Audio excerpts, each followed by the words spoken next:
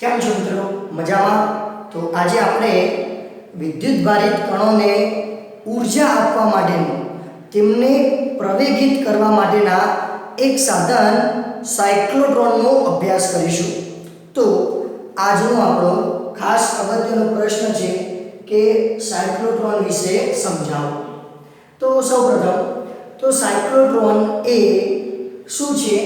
તો સાયક્લોટ્રોન એ વિદ્યુત ભારિત કણો અથવા આયનો ને ઊર્જા વધારીને પ્રવેગિત ગતિ કરાવવા માટેનું એક સાધન છે.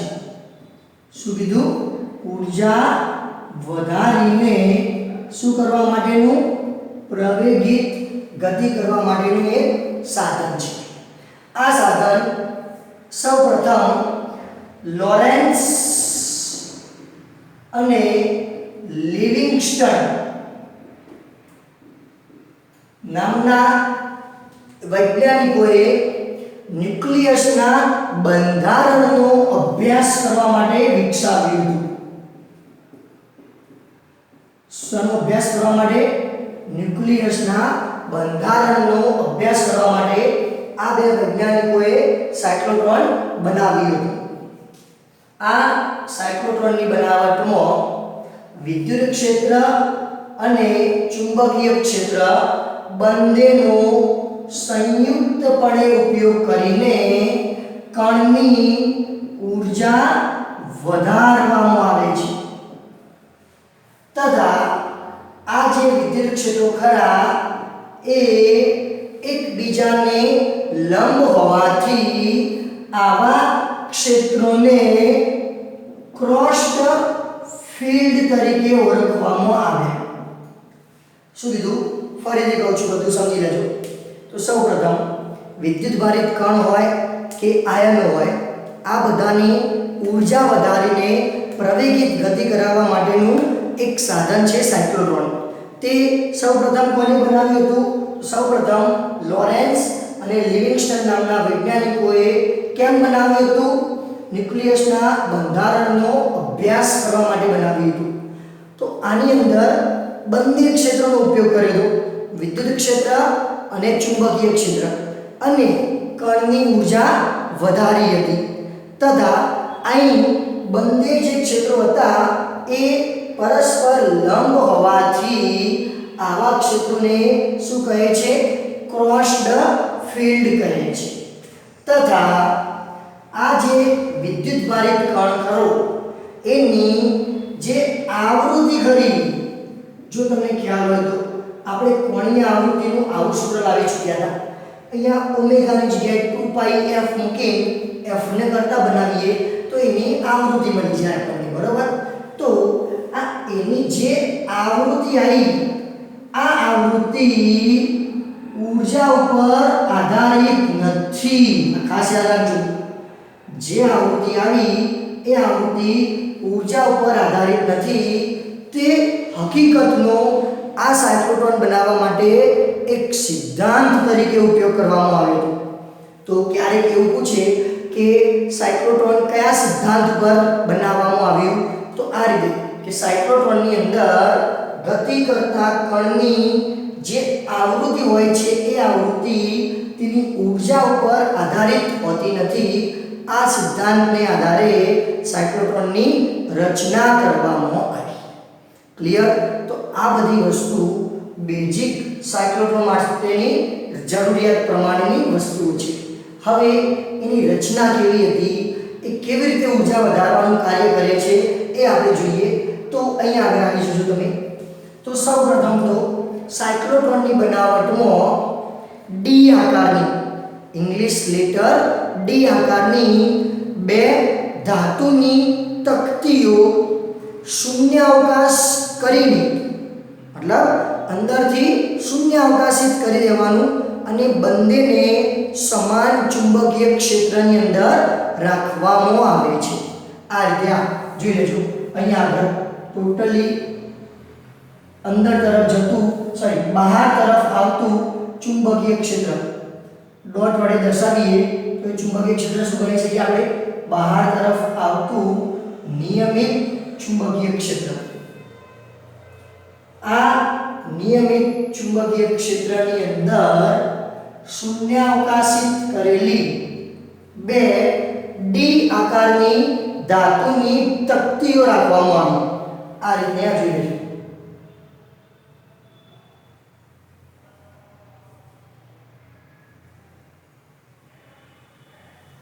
આ એક પ્રકારની ડી આકારની તકતી, એને બિલકુલ સમાંતર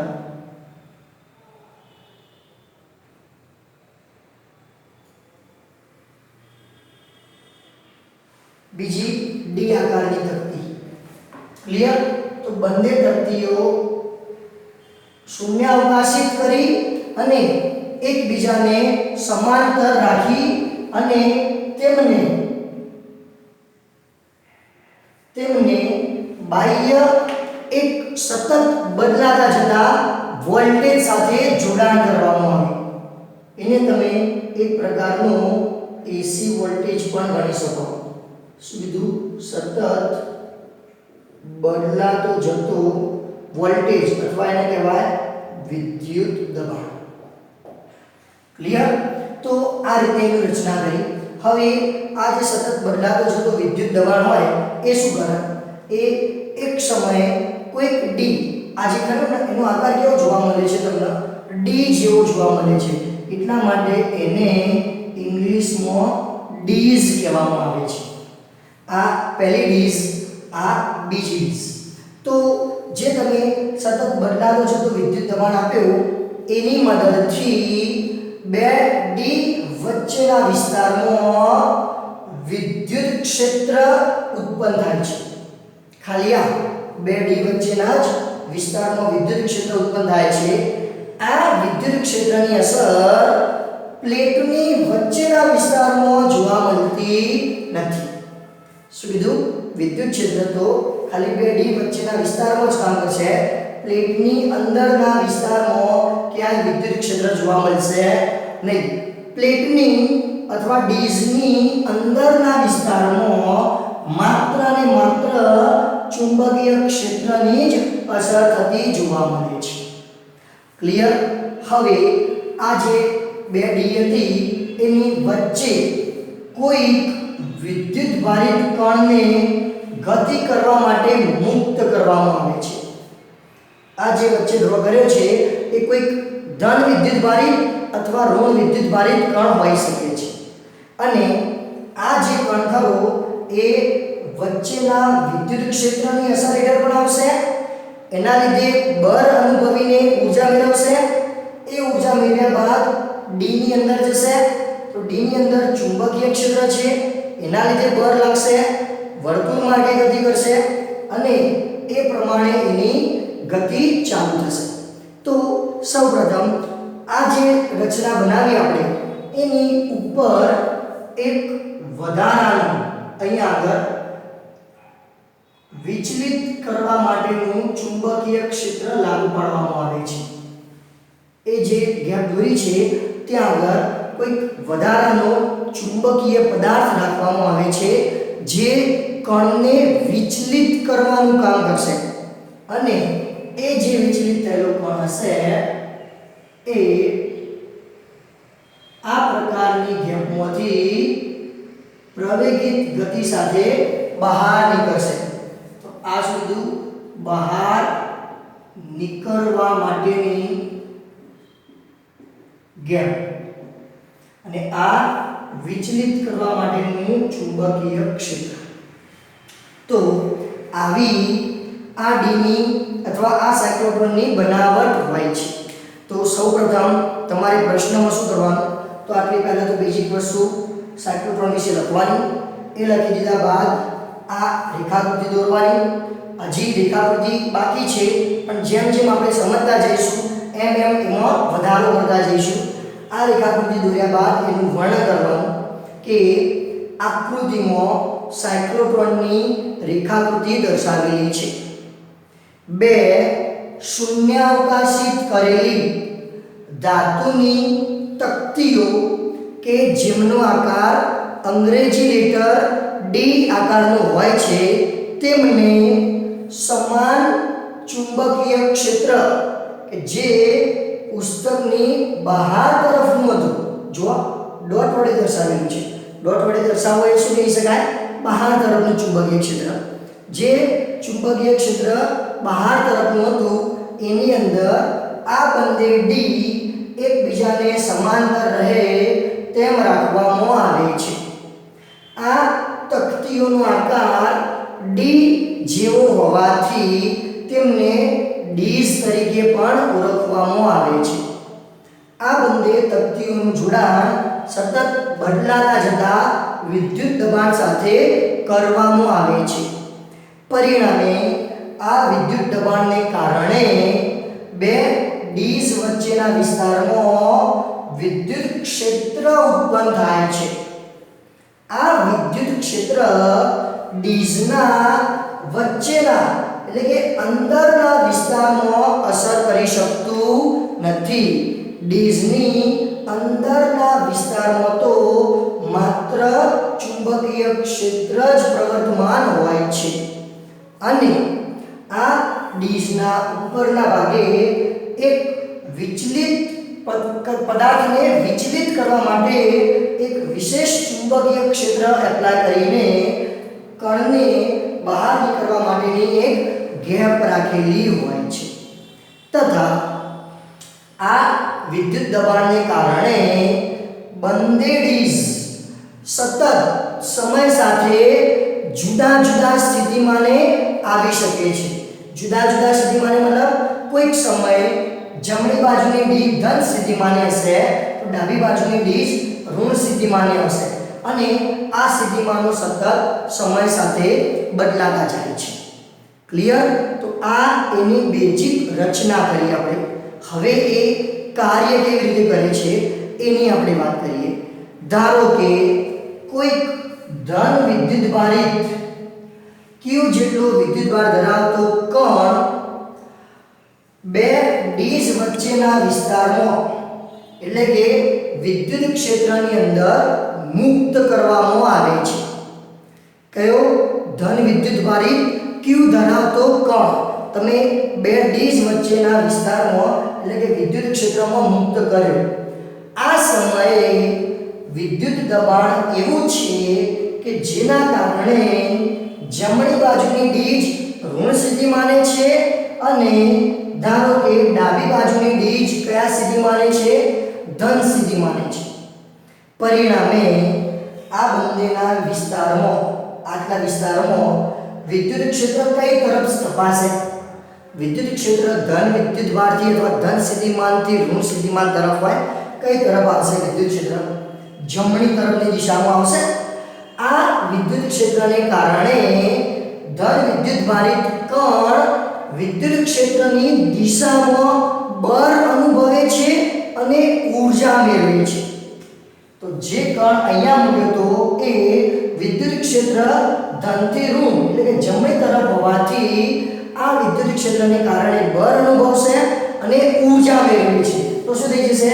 આ કણ ગતિ કરતો કરતો ક્યાં આવશે? જમણી બાજુ આવશે. એટલે કે એક કણ હવે એમાં બંને ડી ને નામ આપી દો. ધારો કે આ જે ડી છે એ પહેલી ડી એને D1 કહીશું. આ છે એ બીજી ડી એને કહીએ D2.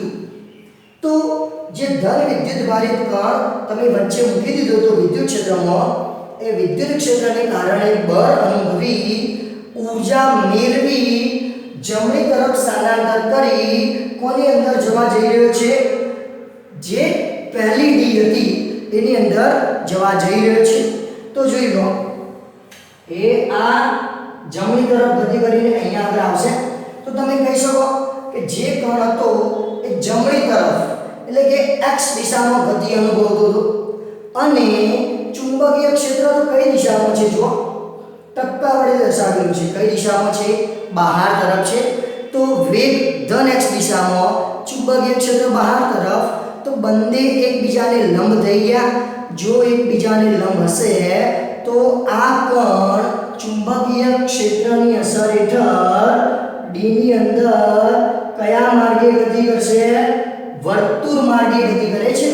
આપણે ભણી ચૂક્યા કે જ્યારે ચુંબકીય ક્ષેત્રની અંદર કોઈ કણ એને લંબ રૂપે દાખલ થાય છે ત્યારે આ કણ વર્તુળ માર્ગે ગતિ કરી શકે એ રીતનું બળ અનુભવે છે. તો જે કણ q પાસે હતો એ પહેલા વિદ્યુત ક્ષેત્રને કારણે બળ અનુભવી ઊર્જા મેળવી જમણી તરફ ગયો એટલે કે ક્યાંની અંદર દાખલ થશે પ્રથમ ડી ની અંદર દાખલ થશે. આ કણ જ્યારે પ્રથમ ડી ની અંદર દાખલ થાય છે ત્યારે એનો વેગ ચુંબકીય ક્ષેત્રને લંબ રૂપે હોવાથી તે વર્તુળ માર્ગે ગતિ કરે છે અને વર્તુળ માર્ગે ગતિ કર્યા બાદ તે પોતે t/2 જેટલા સમયને અંતે એ ડીમાંથી બહાર આવે છે. તો જ્યારથી દાખલ થયો ત્યારથી વર્તુળ માર્ગે ગતિ કરીને ડીમાંથી બહાર આવે ત્યાં સુધીનો સમય કેટલો લાગ્યો? કેમ? અડધો સમય એટલા માટે લાગ્યો એને અડધી પરિક્રમણ પૂર્ણ કરેલું છે એટલે કે એનો સમય કેટલો લાગે છે? t/2 જેટલો લાગે છે. આ t/2 સમયને અંતે એક કણ ડી માંથી બહાર આવે છે. જેવો જ આ કણ ડી માંથી બહાર આવ્યો તરત જ વિદ્યુત દબાણમાં એવી રીતે ફેરફાર થાય છે કે જે ડી ધન સ્થિતિમાને હતી એ હવે ઋણ સ્થિતિમાને આવે છે અને ઋણ સ્થિતિમાન ધરાવતી ડી ધન સ્થિતિમાને આવે છે. તો આ જે કણ હતો એ ચુંબકીય ક્ષેત્રમાં થઈને બહાર આવ્યો તો ચુંબકીય ક્ષેત્રને કારણે ઊર્જા મળી છે. હવે બહાર આવી ગયા બાદ ફરીથી વિદ્યુત ક્ષેત્રમાં આવે તો વિદ્યુત ક્ષેત્રને પણ ઊર્જા મળશે. તો આમ જ્યારે એક ડીમાંથી બહાર આવે છે ત્યારે એને બંને ક્ષેત્રોને કારણે ઊર્જા મળે છે અને આમ એની ઊર્જા વધતી હોવાથી એના ગતિ માર્ગની ત્રિજ્યા પણ વધે છે. આવતી જાય કે જે કણ પ્રથમ ડીમાંથી બહાર આવ્યો એ હવે બીજી ડીના ઋણ સ્થિતિમાનને કારણે આકર્ષાશે. કેમ? કણ પોતે ધન વિદ્યુતભારિત છે અને ડી કેવી થઈ ગઈ? ઋણ વિદ્યુતભારિત. તો આ કણ બીજી ડીમાં દાખલ થશે. હવે પાછો જેવો બીજી ડીમાં દાખલ થશે ત્યારે ઋણ x દિશામાં ગતિ આવી ચુંબકીય ક્ષેત્ર બહાર તરફ. તો ફરીથી પણ એવું થઈ ગયું કે આનો વેગ અને ચુંબકીય ક્ષેત્ર લંબ રૂપે આવ્યું. કેવા માર્ગે ગતિ કરશે? વર્તુળ માર્ગે ગતિ કરશે અને t/2 જેટલા ફરીથી સમયને અંતે એ ફરીથી d2 માંથી બહાર આવવાની તૈયારી કરશે. તો ફરીથી શું થશે? જેવું એ બીજી ડીમાંથી બહાર આવશે એ સમયે ફરીથી વિદ્યુત દબાણ એ રીતે બદલાશે જે ધન સ્થિતિમાને હતી એ ઋણ સ્થિતિમાને આવી જશે અને જે ડી ઋણ સ્થિતિમાને હતી એ ધન સ્થિતિમાને આવશે.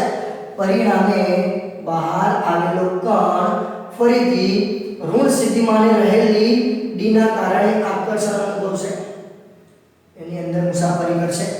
પાછો d/2 સમય થશે તો t/2 સમયને અંતે ફરીથી પાછી પોલારિટી બદલાઈ જશે અને આ કણ પાછું બીજી ડીમાં આવશે. આમ સતત ક્યાં સુધી? જ્યાં સુધી આ કણની જે ત્રિજ્યા આવે છે એ ડીના જેટલી ના બની જાય ત્યાં સુધી સતત કણ મોટા અને મોટા માર્ગે વધારે ને વધારે ઊર્જા સાથે ગતિ કર્યા કરે છે. આવું થશે.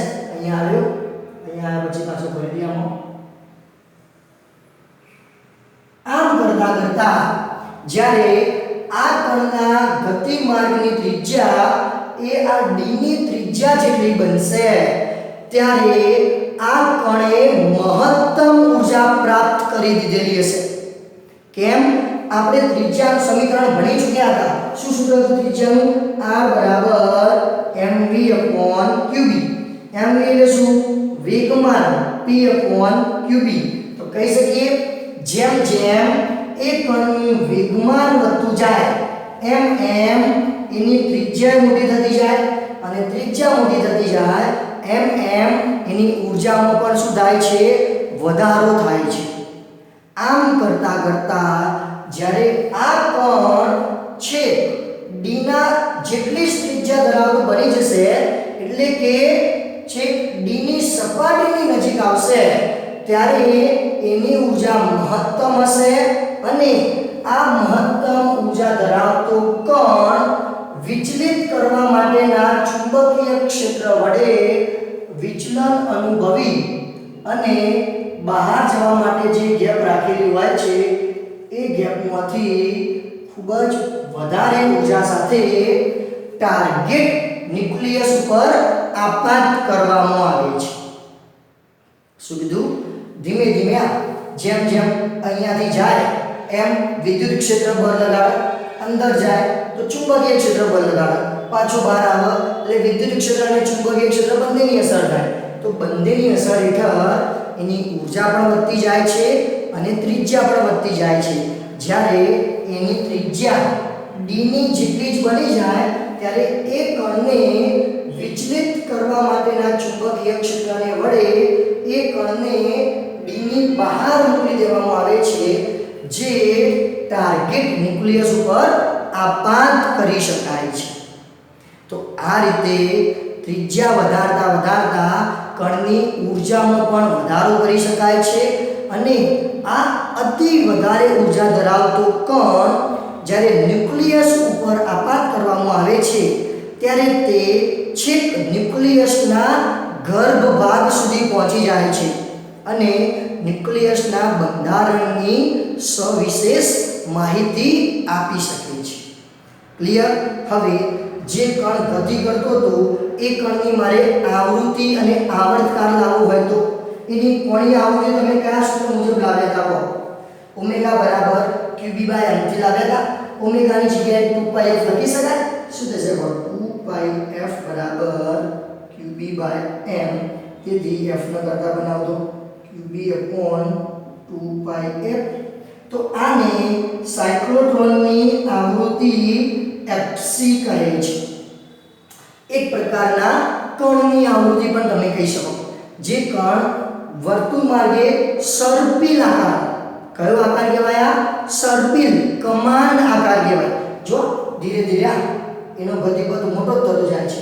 તો જે કણ સર્પિલ માર્ગે ગતિ કરે છે એની આવૃત્તિનું સમીકરણ મળી ગયું. હવે આવૃત્તિને ઉલટાઈ દઈએ તો આવર્તકાળ મળે તો શું થઈ જાય? આવર્તકાળ t બરાબર 2πm/qb બની જાય. તો આ વર્તુળ અથવા સર્પિલ માર્ગે ગતિ કરતા કણનો આવર્તકાળ આપણે શોધી શક્યા. એના ગતિપથની ત્રિજ્યા સતત વધતી હતી. કયા સૂત્ર મુજબ લાવી શકીએ? તો આ એની ગતિમાર્ગની ત્રિજ્યાનું સમીકરણ પણ આપણે મેળવી શક્યા. ક્લિયર? હવે એક બીજી વિશેષ વસ્તુ ખાસ ધ્યાન રાખજો કે જે કણ ગતિ કરતો હતો એની આવૃત્તિ કેટલી હતી? fc જેટલી હતી. સાથે સાથે નીચે જે સતત બદલાવ જતો વિદ્યુત દબાણ આપેલો હોય ને એને પણ પોતાની કંઈક આવૃત્તિ હોય છે. આની જે આવૃત્તિ હોય છે એને fa કહેવામાં આવે છે. જ્યારે કણની આવૃત્તિ અને નીચેના વિદ્યુત દબાણની આવૃત્તિ બંને સમાન બને ત્યારે અનુનાદ રચાયો છે એવું કહેવામાં આવે. આ વિશે ડિટેલમાં આપણે આગળના ચેપ્ટરમાં ભણીશું LCR પરિપથમાં. પણ હાલ તમે એટલું યાદ રાખજો કે જ્યારે સાયક્લોટ્રોનની આવૃત્તિ એટલે કે ગતિ કરતા કણની આવૃત્તિ અને વિદ્યુત દબાણની આવૃત્તિ fc બરાબર fa બને ત્યારે અનુનાદ ઉત્પન્ન થયો છે એવું કહેવામાં આવે. ક્લિયર? ઓકે. તેથી આ કણ જે ગતિ વધારતો છેક મહત્તમ ઊર્જા પ્રાપ્ત કરીને બહાર નીકળે છે એની મહત્તમ ઊર્જા લાવવી હોય તો એની મહત્તમ ઊર્જા kmax બરાબર શું સમીકરણ હતું? 1/2 mv². તો 1/2 m એવા v² આ r વાળા સૂત્રમાંથી અહીંયાથી v નો કરતા બને શું થશે? r³ m થશે. અહીંયા આગળ મૂકી દો. શું કીધું? કહો. r³ m. જો r એ શું છે? r એ d ની ત્રિજ્યા લખી શકો તમે. કહો તો જ્યારે આપણો કણ ગતિ કરતો કરતો કરતો મહત્તમ ઊર્જા ધરાવતો હશે એ વખતની એની ઊર્જા કહી શકાય. મોટામાં મોટી ત્રિજ્યા. ક્લિયર? મહત્તમ ઊર્જા ધરાવતો હોય તે વખતની ત્રિજ્યા એને આપણે r કહીશું. ચલો એમાં શું હતું? સ્ક્વેર હતું. તો એક વખત m કેન્સલ થઈ જશે. શું મળશે મહત્તમ ગતિ ઊર્જા? કે max બરાબર 1/2 r square q square b square upon m.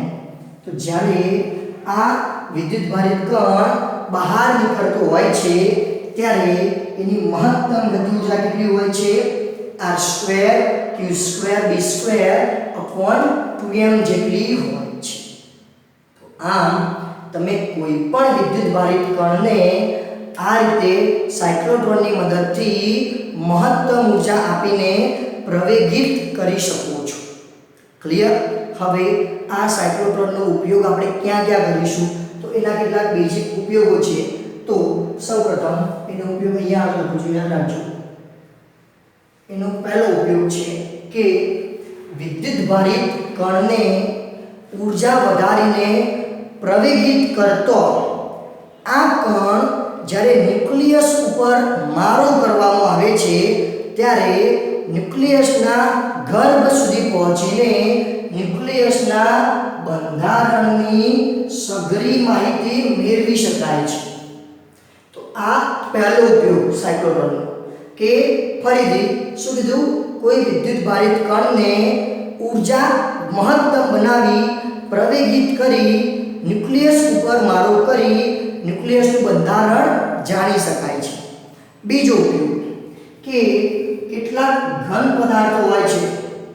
આ ઘન પદાર્થોની અંદર બીજા આયનો ઘુસાડીને શું કીધું? એની અંદર બીજા આયનો મોકલીને આ ઘન પદાર્થના ગુણધર્મો બદલી શકાય છે અને સાથે સાથે નવા દ્રવ્યો પણ બનાવી શકાય છે. શું કીધું? બીજો ઉપયોગ ઘન પદાર્થની અંદર આવા આયનો દાખલ કરીને એ ઘન પદાર્થના ગુણધર્મો બદલી શકાય છે અને નવા દ્રવ્યો પણ બનાવી શકાય છે. ત્રીજી વસ્તુ કે આ જે સાયક્લોટ્રોન ખરો એનો ઉપયોગ હોસ્પિટલ ક્ષેત્રે રેડિયો એક્ટિવ પદાર્થોની બનાવટમાં પણ થાય છે, જેનો ઉપયોગ રોગોના નિદાન માટે કરવામાં આવે છે. તો આમ સાયક્લોટ્રોનના વિવિધ પ્રકારના ઉપયોગો છે. ક્લિયર? તો પરીક્ષાની દ્રષ્ટિએ પણ ખાસ અગત્યની થિયરી છે. તમે 3 થી 4 સમીકરણો યાદ રાખજો. પહેલું એની આવૃત્તિનું સમીકરણ, બીજું એના ગતિ ઊર્જાનું સમીકરણ. તો આ બધા એક્ઝામ્પલમાં તમારે કામના થઈ પડશે. ક્લિયર? Okay, thank you.